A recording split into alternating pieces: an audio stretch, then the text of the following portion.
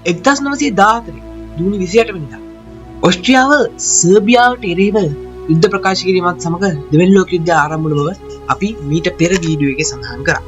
අද මේ කතා කරන්නේ මේ ව්‍යාප්තිය සහ මේ අවසානයේ සහ මේන් නැති වූ ප්‍රතිඵල පිළිබඳව. එකතුලා ඉන්න මේ රස පිරුණු දේශපාලන කතා බහත් එක්ක.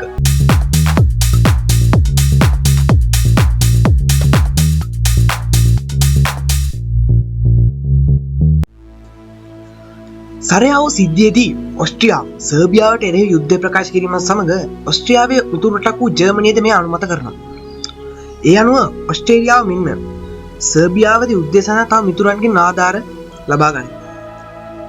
මෙන්න මේ තත්ත්වය මත ඔස්ට්‍රියාවේ යුද්ධ බලයට බිය වූ සර්බියාව රුසියාවෙන් ආධාර ඉල්ලා සිටිනවා.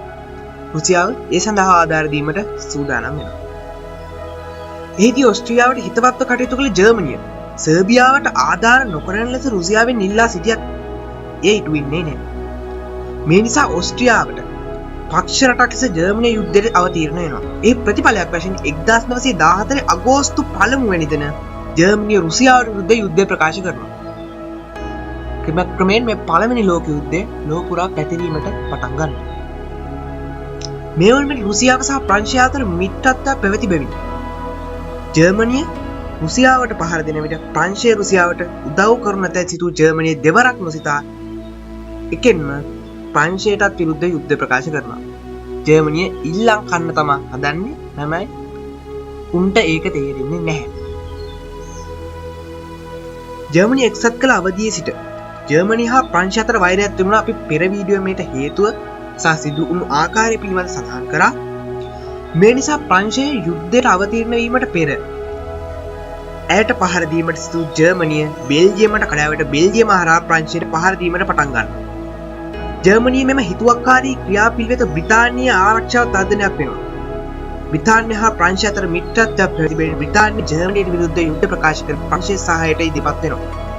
බ්‍රිතාන්‍ය අනුව ඒ වන විට ලෝක පුරා යටත් විතර රසක්ම හිමි කරගෙන සිටි බලවත් රාජ්‍යයක්. එබැවින් බ්‍රිතාන්‍ය යුද්ධයට අවතීර්ණ වීමත් සමග ඊය ලෝක යුද්ධයක් බවට පත් වුණා. ඇයි ලෝක යුද්ධයක් බවට පත් වුණේ? බ්‍රිතාන්‍ය යුද්ධයට සම්බන්ධ වෙනවා. බ්‍රිතාන්‍යයට මේ වන විට ලෝකයේ හැම තැනකම වාගේ යටත් විදිහේ තිබ්බා. ඉන්න ඒ හින්දා මේක ලෝක යුද්ධයක් බවට පත් වෙනවා. මොකද අර යුද්ධ තර්ජනේ අර යටත් විදිහට එල්ලවීමට ඉඩකඩ ඇති නිසා. දෙපාර්ශ්වය අතරම ගොඩබිමේ සටන් වෙන මුහුරු සටන්ද ඇති විය. යුද්ධායුධ ප්‍රයෝජනය ගනිමින් දීර්ඝ සටන් ක්‍රියාත්මක විය. ජර්මනිය දිගින් දිගටම සම්මැරීන් ප්‍රහාර එල්ල කළේය. ඒ අනුව බ්‍රිතාන්‍ය වරායන් පිටත් වූ සෑම නැව් 4න් එකම වාගේ ජර්මන් සබ්මරීන් ප්‍රහාරයක් ගොඩ විය. හිතන තරම් ලේසි කාලයක් නෙමෙයි මේක. ගොඩබිමත් භයානකයි, මුහුදත් භයානකයි. නැව් 4න් එකක් විනාශ වෙනවා කියන්නේ කොච්චර දුරට මේ යුද්ධය ඇදලා ගිහිල්ලා. මේක යුද්ධේ භයානක. ඊට පස්සේ තව එක් සිද්ධියක් තියෙනවා. ඇමරිකාව යුද්ධයට සම්බන්ධයි. මෙන්න මේක තමයි ජර්මනිය පරාජය නැත්තම් දෙවනි ලෝක යුද්ධයේ අසාර්ථකත්වයට හේතුව වන්නේ. මේ වන විට බලවත් රාජ්‍යයක් බවට පත් වී සිටි ඇමරිකා එක්සත් ජනපදයේ මුලදී මධ්‍යස්ථව සිටියේ ඇමරිකානු ජාතිකයන් රැගත් ලුසිතානියා නම් මගී නැව ජර්මන් සබ්මරීන් මගින් ගිල්වා දැමීම මගින් ඇමරිකා එක්සත් ජනපදය තව දුරටත් මධ්‍යස්ථව සිටියේ නැත. ඇමරිකා එක්සත් ජනපදයේ මිත්‍ර සම්දානයකට එක්වීම ජර්මනියේ පරාජයට බලපෑ ප්‍රබලම හේතුවයි. ඒ කියන්නේ මේගොල්ලෝ මිත්‍ර පෙළට එකතු වෙනවා. එයට සතුව පැවති විශාල ආහාරතොග යුද්ධදී ඉතා ප්‍රයෝජනවත් වූ අතර මිලියන 2ක් පමණ වූ පාබල හා නාවක හමුදාව ඇතිව තූරු පිළට ප්‍රබල තරජනයක් එල්ල කිරීමට සමත් විය. මෙයාලා යුද්ධ උපකරණ අති නවීන යුද්ධ හමුදාව මේ සියලු දේවල් ප්‍රබල හමුදාවට විරුද්ධ හමුදාවට ප්‍රබල තරංගයක් දෙන්න පුළුවන් වුණා. අපි මේ ගැන ටිකක් විස්තරාත්මකව කතා කරමු. මුලදී මධ්‍යම බලතුන්ගේ පාර්ශවයේ සිටි ඉතාලිය රහස් ගිවිසුමක් මගින් මිත්‍ර ප්‍රාශ්‍රයට එක්ව ජර්මනියට විරුද්ධව යුද ප්‍රකාශ කිරීම විශේෂ සිදුවීමක්. ඒ කියන්නේ මුලදී ජර්මන් පැත්තේ හිටපු ඉතාලිය පස්සේ රහස් ගිවිසුමකින් මිත්‍ර පිළට ඇවිල්ලා ජර්මනියට විරුද්ධව යුද ප්‍රකාශ කරනවා.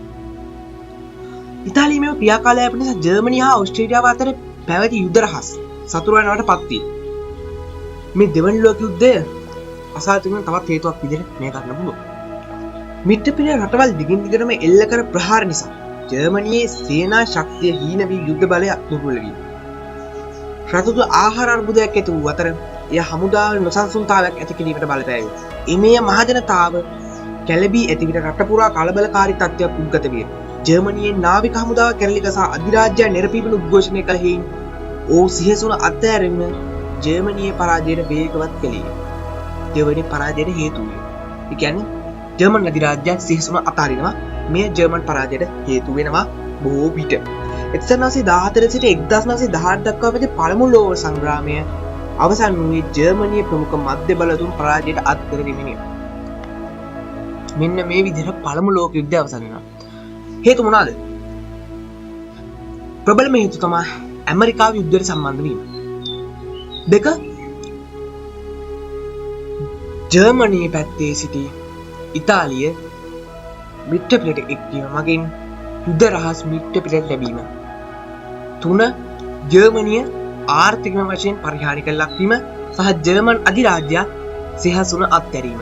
මෙන්න මේ මූලික කරුණු හතරයි තමයි මෙන්න ජර්මන් පරාජය නැත්නම් දෙවන ලෝක යුද්ධ අවසානයේ බලපෑම. පළමු ලෝක යුද්ධ අවසානයේ බලපෑම. ඊට පස්සේ අපි මේ පළමු ලෝක සංග්‍රාමයේ ප්‍රතිඵල පිළිබඳව කතා කරමු. ප්‍රතිඵල කීපයක් තියෙනවා. මධ්‍යම බලතුන් පරාජයට පත්වීම, මිත්‍ර බලතුන් ජය ගැනීම යුද්ධයේ වැදගත්ම ප්‍රතිඵලයයි. ජර්මනිය, ඕස්ට්‍රියාව, ඒ වගේ රටවල් පරාජය වෙනවා. ප්‍රංශය, ඇමරිකාව, ඉතාලිය හිටියත් අන්තිම කාලේ අරගොල්ලන්ගේ පැත්තේ ඒගොල්ලෝ ජයග්‍රහණය කරනවා. ගිනියල් භාවිතා කිරීම හේතුවෙන් අතිවිශාල ජීවිත හා දේපල හානියක් සිදු වෙනවා. ලක්ෂ සංඛ්‍යාත ජන සංඛ්‍යාවක් ආබාධිත තත්ත්වයට පත් වෙනවා. බර්සෙල්ස් ගිවිසුම ඇතිවීම ගැන අපි කතා කරමු. යුද්ධ අවස්ථා සාමග්‍රී ගිවිසුමක් ඇති කර ගැනීම සඳහා 1919 වර්ෂයේ ජනවාරි මාසයේ ප්‍රංශයේ පැරිස් නුවර පවත්වන ලද සාකච්ඡාවකට රටවල් ගණනාවක නායකින් එක් වෙනවා. එම නායකින්ගේ නම් රටවල් එක්ක මම මෙහෙම කියන්නම්. ඇමරිකා එක්සත් ජනපද ජනාධිපති වුඩ්‍රෝ විල්සන්, බ්‍රිතාන්‍ය අගමැති ලොයිඩ් ජෝර්ජ්, ප්‍රංශ අගමැති ක්ලෙමෙන්සෝ, ඉතාලිය අගමැති වික්ටෝරියෝ ඔලැන්ඩෝ. ඉතාලිය කියන්නේ මේ ඇත්තටම මේ මහලු කර්තව්‍යයක් කරපු කෙනෙක් මේ යුද්ධේ නේ. යා මේ දෙපැත්ත කාපු එක්කෙනෙක්. අපිට ඒක කොහොමද වෙන්නේ නැහැ. මෙම සාකච්ඡාවල ප්‍රතිපරයක් වශයෙන් පරාජිත පාර්ශ්ව සමග ගිවිසුම් කීපයක් ඇති කරගෙනුයි. මේ අතර ජර්මනිය සමග අත්සන් කළ බර්සෙල්ස් ගිවිසුමද තියෙනවා. යුද්ධයේ චූදිතා වශයෙන් ජර්මනියට බර්සෙල්ස් ගිවිසුම යටතේ දැඩි දඩුවම් පමණක් ලැබිය. එම දඩුවම් කීපයක් මම මෙහෙම කියන්නම්. ජයග්‍රාහී රටවලට විශාල වන්දි මුදලක් ගෙවීමේ ජර්මනිය සිදු වෙනවා. හමුදා තබා ගැනීම, අවි ආයුධ තබා ගැනීම නිෂ්පාදනය කිරීම ජර්මනියට සීමා පනවනවා. ජර්මනිය ප්‍රංශයෙන් අල්ලාගෙන තිබූ ඇල්ගාසා ලොරෙන්ස් යන ප්‍රදේශ යලි ප්‍රංශයෙන් ලබා දෙනවා. යුරෝපයේ පිට ජර්මනිය සතු වූ යටත් විද ජයග්‍රාහී ජාතීන් අතර බෙදා දෙනවා. කියන්නේ ජර්මනිය නැත්තරම නැති කරනවා මේ. ආර්ථික වශයෙන් යුද්ධමය සමාජය සේරම අතින් ජර්මනිය පිරිහෙනවා. ඊට පස්සේ යුරෝපයේ පැවති ඒකාධිපති රාජාණ්ඩුක විද වැටීම. පළමු ලෝක යුද්ධය නිසා ජර්මන් අධිරාජ්‍ය, ඕස්ට්‍රියා හංගේරියා අධිරාජ්‍ය, තුර්කි අධිරාජ්‍ය වැනි ඒකාධිපති රාජාණ්ඩු බිඳ වැටි එහි ප්‍රතිඵලයක් ලෙස විවිධ ජනවර්ග පදනම් කරගත් නිදහස් රාජ්‍ය කීපයක් බිහි වීම. ඒ කියන්නේ ඒකාධිපති රාජ්‍ය බිහිවේ බොහෝ දුරට සමාජවාදී ප්‍රජාතන්ත්‍රවාදී රාජ්‍යයන් මෙහිදී බිහි වෙනවා. උදාහරණ ෆින්ලාන්තය, පෝලන්තය, චෙකොස්ලොවැකියාව. ඒවා මේ පළමු ලෝක යුද්ධයෙන් පස්සේ පිහිට වූ රටවල්. ඊට පස්සේ ආර්ථික අතින් බිඳවැටි නිෂ්පාදන ශක්තිය දුර්වල වීමෙන් හා භාණ්ඩවල මිල ඉහළ යාමෙන් සමස්ත යුරෝපයේම ආර්ථික පරිහානියකට මුහුණ පෑවේ. යුද්ධය අවසානයේ ඇමරිකා එක්සත් ජනපදය හා බ්‍රිතාන්‍ය ලෝක බලවතුන් ලෙස කැපී පෙනුටි. බ්‍රිතාන්‍ය නාවික හමුදා ශක්තිය ඉස්මතු වූ අතර ඔවුන්ට අයත් යටත් විජේ සංඛ්‍යාවද වැඩි වුණි. තවත් මේගොල්ලෝ දියුණුවට පත් වෙනවා. නැත්තරම නැති රටවල් මේ නිසා නැත්තරම නැති වෙනවා. ආර්ථික පරිහානිය බලපාන්නේ අර යටත් විජේ. නැත්නම් ජර්මනිය වගේ වැටිච්ච රටවල්. හැබැයි ඇමරිකාව, ප්‍රංශය, බ්‍රිතාන්‍ය කියන රටවල් ඒවා බලපාන්නේ මොකද ඒගොල්ලෝ දියුණුවට පත් වෙලා හිටියේ ඒ කාලේ වෙන්නේ. ඊට පස්සේ අනාගතයේදී මෙවැනි විභජනයකින් ලෝකය ආරක්ෂා කර ගැනීම සඳහා ජාතීන්ගේ සංගමය නමින් ජාත්‍යන්තර සංවිධානයක් පිහිටුවා ගැනීමට මෙහිදී කටයුතු කරනවා. ඉතින් මේ ජාතීන්ගේ සංගමය ගැන මම හිතුවා මම වෙන වීඩියෝ එකකින් කතා කරන්න. මේ එක්සත් ජාතීන්ගේ සංවිධානය නෙමෙයි. මේක ජාතීන්ගේ සංගමය. මේක තමයි පටන් ගත්තේ පළවෙනි ලෝක යුද්ධය අවසන් වෙලා. එක්සත් ජාතීන්ගේ සංවිධානය පටන් ගත්තේ දෙවන ලෝක යුද්ධය අවසන් වෙලා. මෙන්න පළවෙනි ලෝක යුද්ධය අවසන් වෙලා පටන් ගත්ත ජාතීන්ගේ සංවිධානයේ දුර්වලතාවයන් තමයි බලපෑවේ දෙවන ලෝක යුද්ධය හටගන්න. ඉතින් මම මේ ජාතීන්ගේ සංගමය ගැන මම ඔයාලට වෙනම වීඩියෝ එකකින් අරන් ඉන්නවා. එහෙනම් වීඩියෝ එක හොඳ නම් අපිත් එක්ක දිගටම එකතු වෙලා Politics Elite YouTube channel එක subscribe කරන්න. මේ වීඩියෝ එක තවත් කෙනෙකුට බලන්න share කරන්න.